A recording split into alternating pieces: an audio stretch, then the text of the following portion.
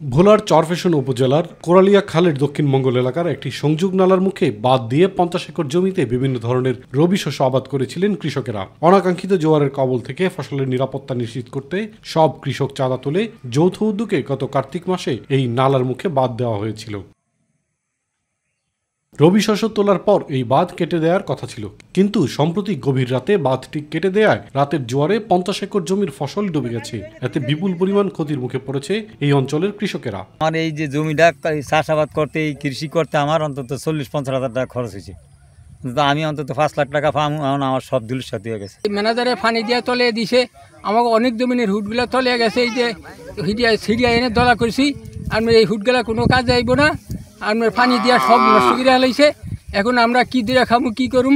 27 গুণা জমিনের বাদ আমরা ধরা দিয়েছি, পানিটা সব তলে গেছে। আজকে মেশিন দিয়ে এসেছি, তারপর ইচ্ছা কোনো কুল করতে পারি না।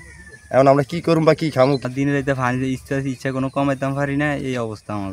নালার মুখে অভিযুক্ত দুলু মিয়ার 20 একর জমির ইরির ক্ষেত রয়েছে। সেচের মাধ্যমে এখানে পানি তোলার সুযোগ থাকলেও বাঁধ কেটে জোয়ারের পানি আনায় নষ্ট হচ্ছে অন্যদের ফসল।